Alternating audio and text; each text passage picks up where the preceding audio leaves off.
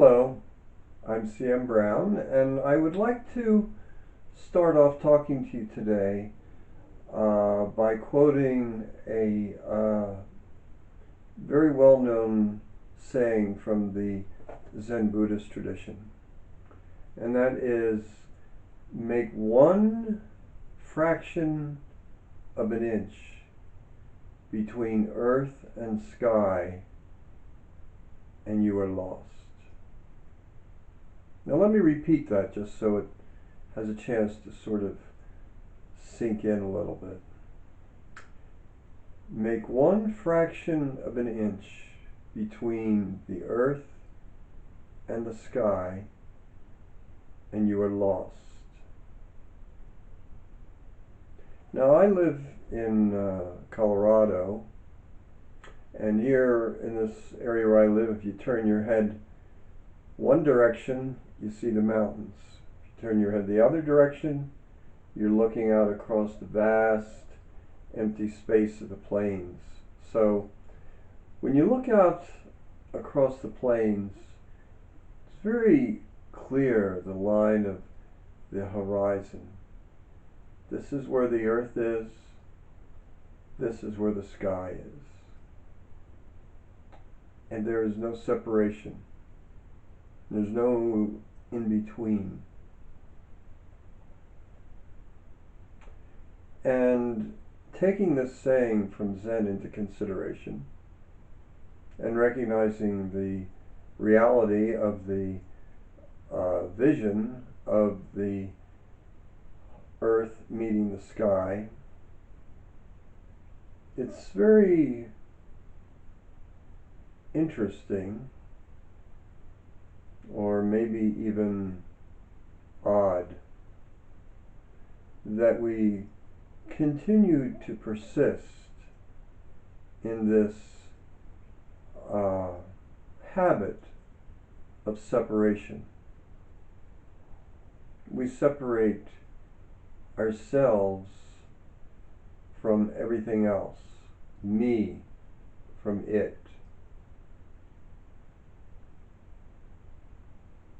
I am this human being, and everything that exists outside of me is something else.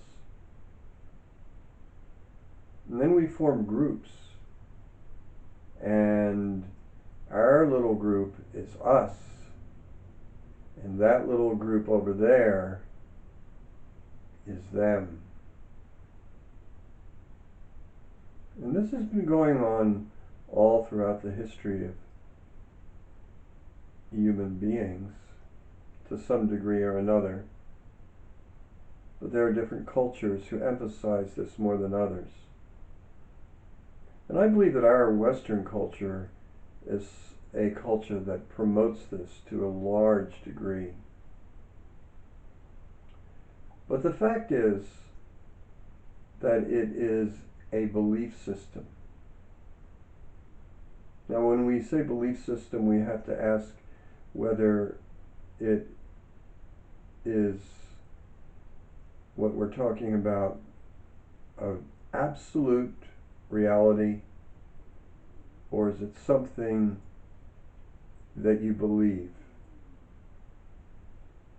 Now, this is something that we believe, it seems to me, as a culture. Now let's just imagine, suppose for just a few moments, that you can believe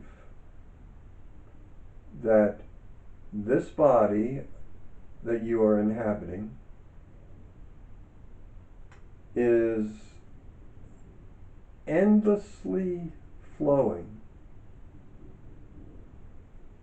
into the space around it.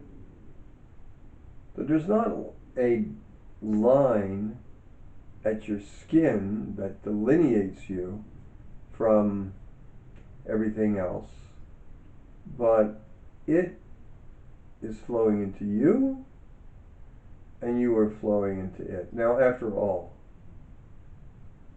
we cannot ignore the fact that we're breathing. And we breathe in the the space that surrounds us, and we breathe out into the space that surrounds us. And when we sweat, when we perspire, we're perspiring because it's hot. And the heat is affecting our bodies in such a way that we release something from our bodies, sweat. Sweat drops down off of our forehead and falls down and is absorbed into the ground. And then maybe there's a day in which it's a really nice, calm spring day, and there's a soft breeze that's blowing over your skin, and you feel that breeze. Or when you are in water and you're swimming, you go under the water, you're swimming underwater, and you're just encompassed by this power of the water, and you can feel yourself flowing through it, and the ripples of the water flowing over your back and your arms and all the rest of your body. But what we have done is created a kind of mental circle. So it's like this: if I draw a circle on the ground and I sit down in the middle of that circle and I say to myself, everything that's in this circle is me, and then everything that's outside the circle is not me, something separate. But then someone gives me an eraser, and then I go all the way around the circle and I start erasing the circle. And there I am sitting there without this circle around me, and then there's no separation. I can't say everything that's in the circle is me and everything that's outside the circle is not me, because there's no more circle. So the circle is a metaphor for the separation that we create in our minds between ourselves and everything else. Now, this creation of the mind is a thought. And this is where we get ourselves into trouble. When we place so much emphasis on thinking that we think that thinking is our most valuable attribute. But this gets us in trouble. We hold intelligence, our own human intelligence, up like a badge of honor. I am a human being, and I am superior, we say to ourselves. Unconsciously, perhaps, but we still have this as a belief. I am a human being, and I am superior because I have this amazing intelligence. I'm proud to think. I'm proud to be able to reason.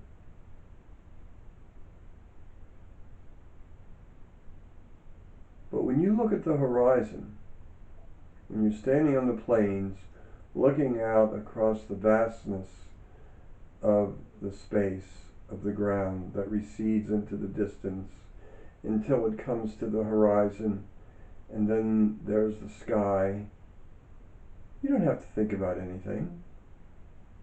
There's nothing to decide, nothing to determine, nothing to doubt. We're just looking at the horizon and see that that's it. That's the horizon. No big deal. Nothing to do about it. It just is.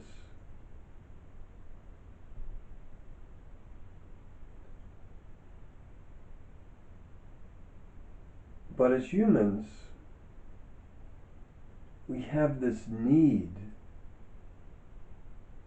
to create scientific theories or philosophical ideas about this phenomena of the earth meeting the sky. Now, there are probably volumes and volumes and libraries filled with these theories expounding on the nature of what it means scientifically or philosophically when the earth and the sky meet. And then when we adopt these theories or these scientific beliefs, then out of that grows judgment. Out of that grows strategies for the way we live our lives and the way that we think and the way that we interact with other people, the way that we interact with our environment, and the way even more so, even more troublesome, is the way that we react to ourselves. Now you may say on a particular day, you know, I feel happy. This is a good day. I feel happy. Now you may say on another day, I feel so sad. I feel sad.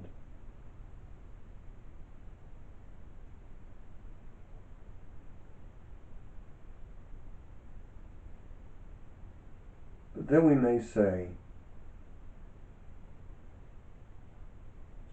I am happy, or I am sad. Now this is different from saying I feel happy versus I am happy. Now if we say I am happy or I am sad, then what we're doing is we are identifying ourselves with the feeling. So we're identifying ourselves with the experience rather than identifying ourselves with the experiencer. Now the truth is, no matter what the experience is, you are not the experience. No matter how overwhelming the experience may be, you are the experiencer. Now this is where we create trouble for ourselves. Now let's take the experience of a panic attack, for example.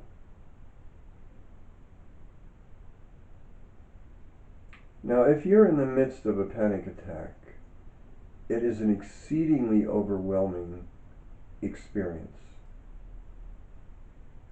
And I'm not saying it's easy, but it is possible to say to yourself, during the midst of this overwhelming experience, that this is something that's happening to me. It's not who I am. It doesn't define who I am, but it's a experience that's happening now that has a beginning and it's going to have an end.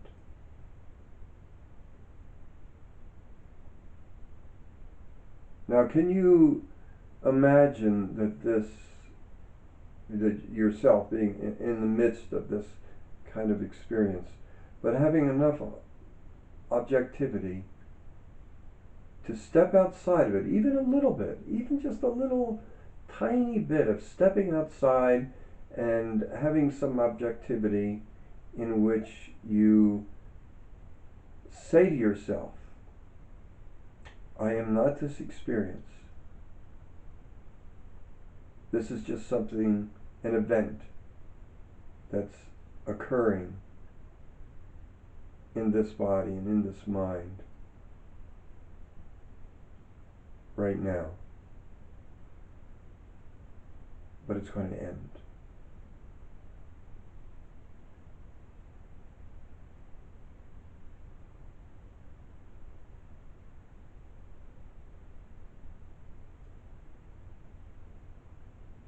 This idea of separation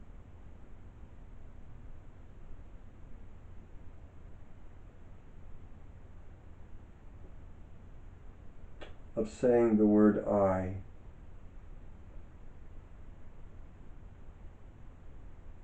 if we go back to the example I was giving earlier of the circle,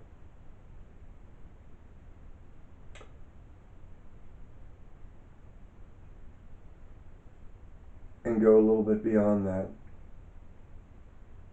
and instead of a circle, a wall. Now suppose you're standing out in an open field.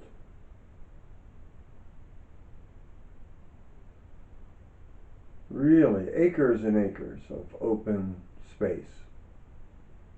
Now here in Colorado we have lots of empty space. But there are other places that have meadows and vast, long tracts of empty land. And imagine that you're in one of these places and you come upon a brick wall that's going along about maybe 40 feet. So you're standing on one side of the wall, and then everything else is on the other side of the wall. So you say, well, where I am is in. What's on the other side of the wall is out. This is in, that is out.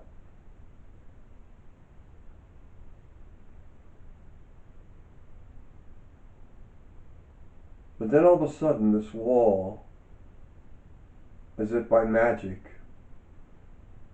disappears. All the bricks or the stones or however you imagine the wall is made just disintegrate, and there's no longer any wall. The wall falls away. And there you are in the open field. And then there's no in, and there's no out where there was before, when the wall disappears.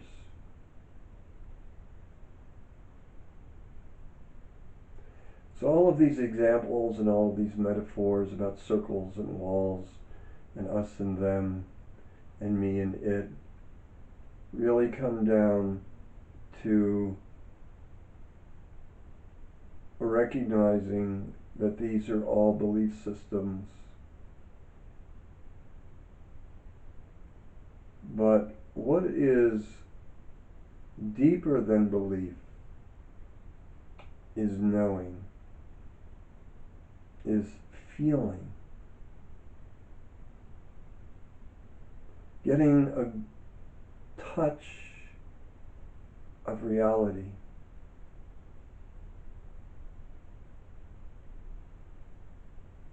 And the reality is that you are the open field. There's no constrictions or impositions on the open fieldness of yourself, except that which you have imposed upon yourself.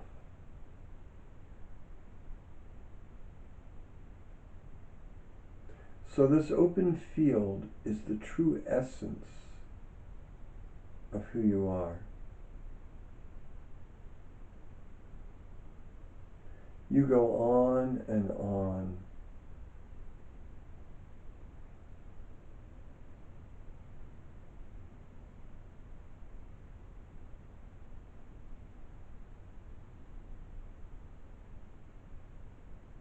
You go on and on.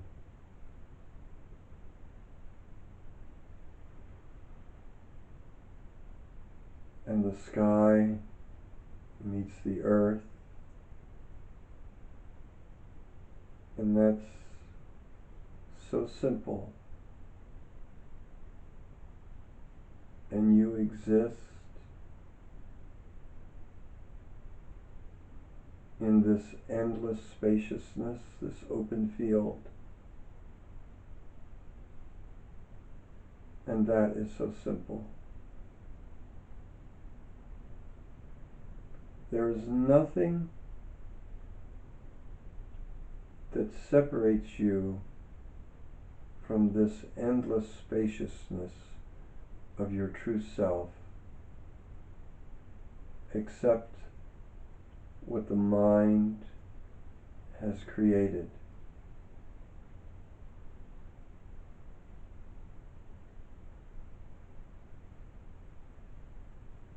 And this is reality.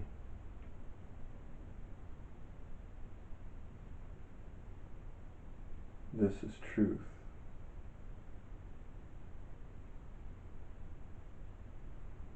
But we can't get to this truth through analyzing and rationalizing and reading all of those books on philosophical and scientific treatises in the library.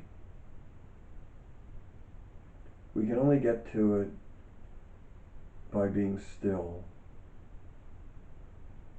and listening and stopping this incessant figuring out and doing, and just allow yourself to be. Now, sitting quietly in a chair for 15 minutes, just being, amazing things can happen. Amazing openings can occur if you allow them to happen, if you stop thinking about it, if you stop analyzing it, and just let it flow like the breeze passing over the open field.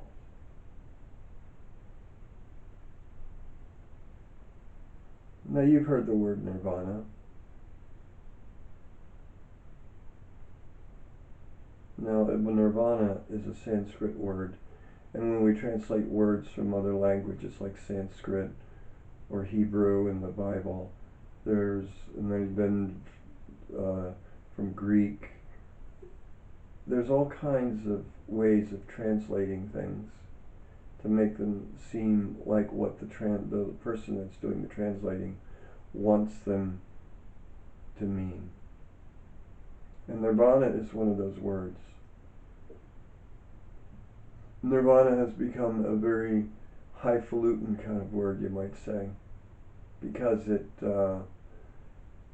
implies this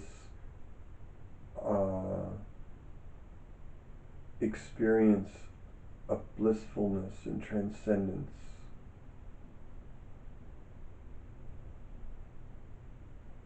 like floating up to the heavens on a lotus flower.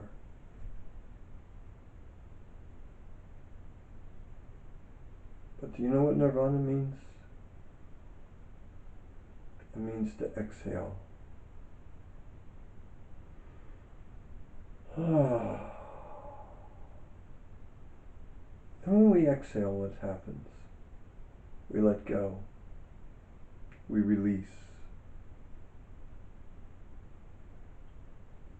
And this experience of releasing, this experience of exhaling, this experience of letting go,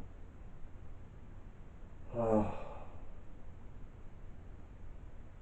stopping that struggle, of holding on and trying to get it. You don't have to get it. It's right here.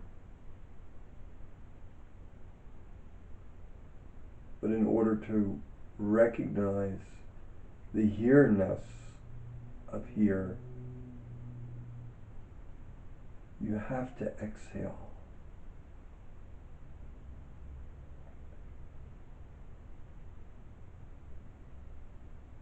And when you exhale, all of those separations,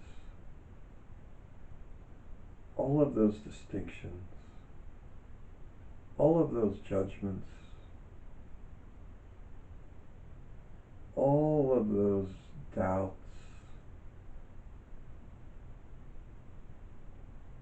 all of that skepticism begins to fall away.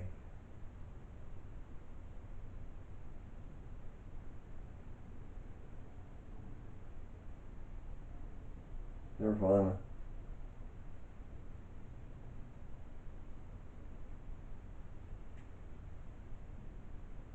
Namaste. Thank you for listening.